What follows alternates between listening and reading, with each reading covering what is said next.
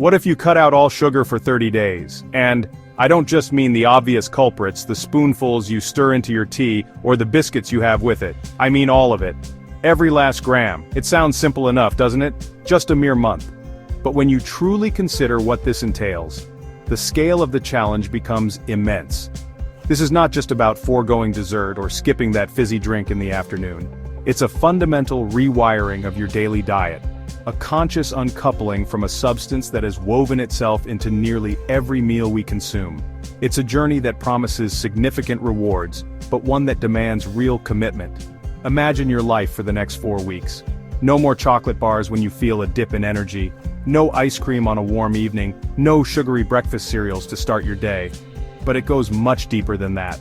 Picture yourself scrutinizing labels in the supermarket, discovering that your healthy whole grain bread contains added sugar, your favorite pasta sauce, your salad dressing, even your savory crackers, all loaded with the sweet stuff.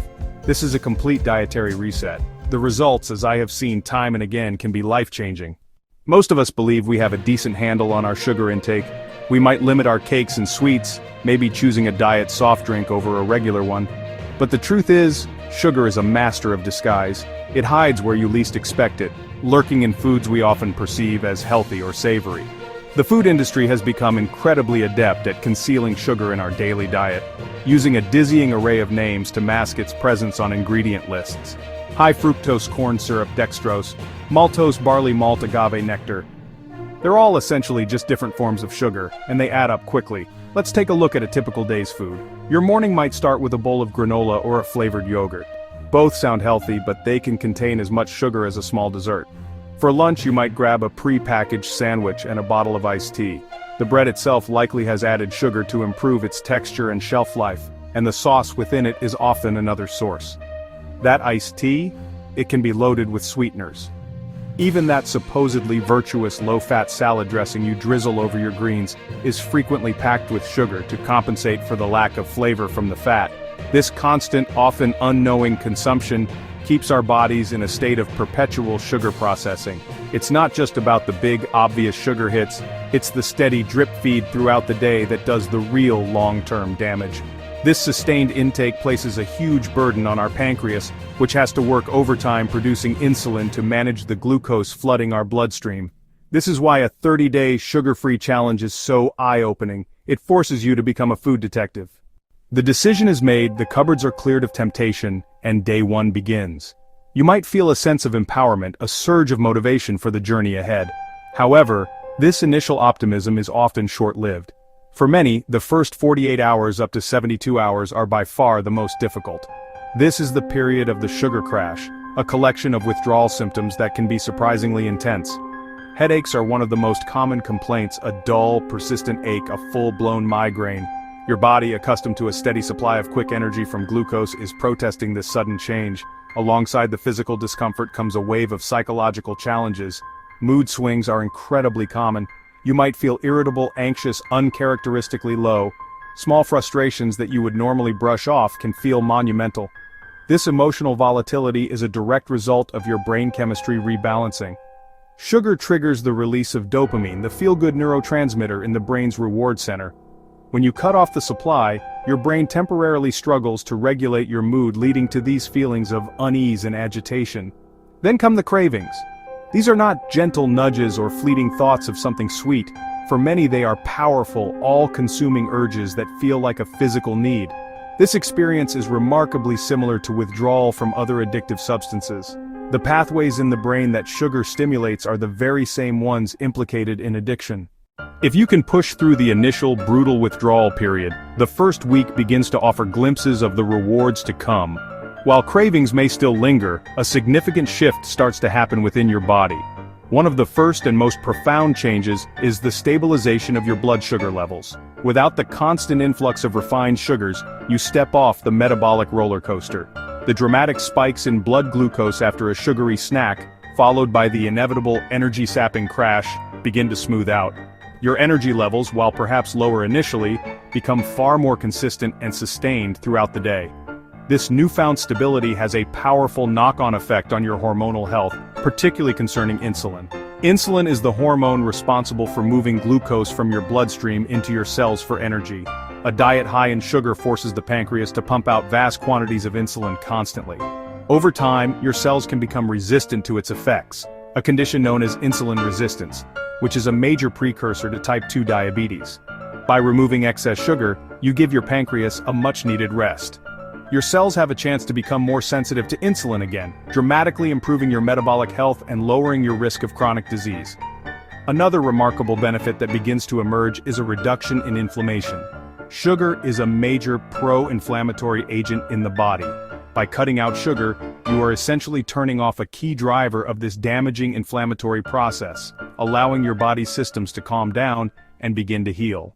So, as you enter the second week of your sugar-free journey, the benefits really start to become more visible and tangible. One of the biggest changes people report is an improvement in skin health. Acne, eczema. Sugar can be a major trigger. It disrupts gut health, it upends hormonal balance. Both show up on your complexion. With sugar out of the picture, skin often starts to clear up. Less red, less inflamed, noticeably brighter. Another surprise is better sleep quality. The blood sugar roller coaster doesn't just wreck daytime energy, it can wreck your nights too. A late sugar high can stop you falling asleep. The crash can wake you up overnight. Stabilizing glucose promotes a more stable hormonal environment for sleep. Many people fall asleep more easily, sleep more deeply, wake up genuinely rested. Your palate begins to recalibrate. Taste buds desensitized by ultra-sweet foods start to reset. Foods you thought were bland reveal subtle natural sweetness. A simple apple, a handful of berries, even a roasted sweet potato can feel like dessert. This is a joyful part of the process, appreciating authentic whole food flavors. Phantom cravings for artificial sweetness start to fade. They're replaced by a real desire for nourishing food. The grip of cravings loosens. Psychological dependency, physiological dependency, those dependencies start to break. You move from surviving without sugar to actually thriving, clarity and control. By the time you reach week 3, the physical benefits are well established. A new, more profound set of changes begins to take center stage. Your mental and cognitive function improves. Many people describe it as a brain fog lifting. That fog is often caused by fluctuating blood sugar levels and systemic inflammation, both largely driven by sugar. Without those disruptions, your brain functions more optimally, thoughts become clearer. You can concentrate for extended periods. Mental clarity comes with mood stabilization. The irritability fades, the anxiety eases, the emotional highs and lows settle, eliminating the dopamine-driven sugar rush. Crash cycle helps reset neurochemistry. You feel more balanced, more resilient to stress, and generally more content. Your energy, stabilized since week 1, is now consistently high, not the frantic, jittery buzz of sugar, but a deep, clean cellular energy. That's because your body is more metabolically flexible. It adapts to burn fat for fuel more efficiently. Underpinning many changes is improved gut health starving. Those microbes lets good bacteria flourish. As you cross the finish line and reach day 30, it is time to take stock of the incredible transformation that has taken place. The changes are no longer subtle, they are significant and undeniable. One of the most visible results for many is weight loss. This is not simply due to a reduction in calories, but a fundamental shift in how your body stores and uses energy. By cutting out sugar and stabilizing insulin levels, you switch your body from a state of fat storage to one of fat burning. The weight loss is often most noticeable around the midsection. Beyond the number on the scale, you have profoundly reduced your risk for a host of chronic diseases.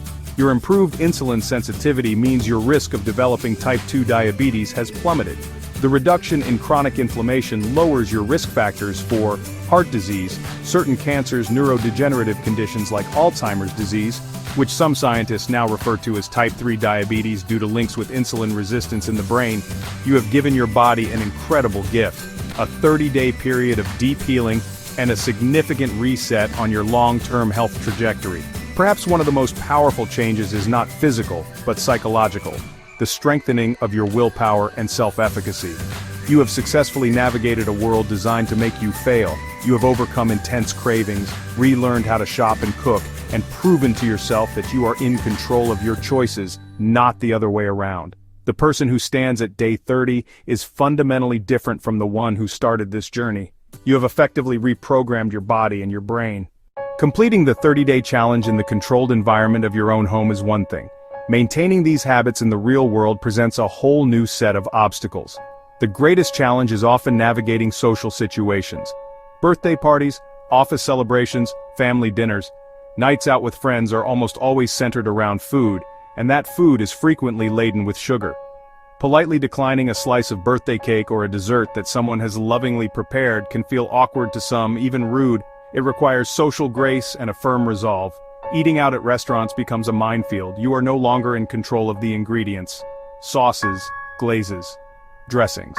Marinades are often sweetened, a simple stir-fry. A grilled chicken dish can arrive coated in a sugary glaze you didn't anticipate. Become adept at asking questions, requesting modifications, and choosing the simplest item on the menu. Then there is the persistent issue of hidden sugars. You might grab a healthy protein bar after a workout only to find it has more sugar than a candy bar. A can of baked beans, a jar of pickles, a carton of plant-based milk can all contain unexpected added sugars. The key is not perfection but mindful intention. We have journeyed through the entire 30-day process, from the initial daunting question to the profound transformation at the end. You now have a clear picture of what it takes and, more importantly, what you stand to gain. Imagine yourself just 1 month from today. Picture waking up before your alarm feeling genuinely rested and full of clean, steady energy. Imagine looking in the mirror and seeing clearer, brighter skin. Think about going through your entire day without brain fog, able to focus with sharp clarity on your work, able to focus with sharp clarity on your family.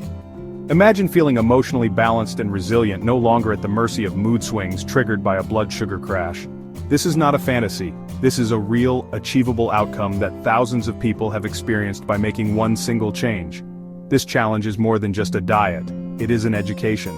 It teaches you to listen to your body's signals, to read food labels with a critical eye, and to appreciate the simple, delicious taste of real, unprocessed food. It empowers you with the knowledge and experience to take control of your health in a way that few other things can. The sense of accomplishment you feel after successfully completing the 30 days is a powerful motivator that can ripple out into all other aspects of your life. It proves that you have the strength to change your habits and build a healthier future. The path is laid out before you. The potential rewards are immense. All it takes is the decision to start. So I ask you, would you try going sugar-free for 30 days? What would be the single hardest food for you to give up on this journey?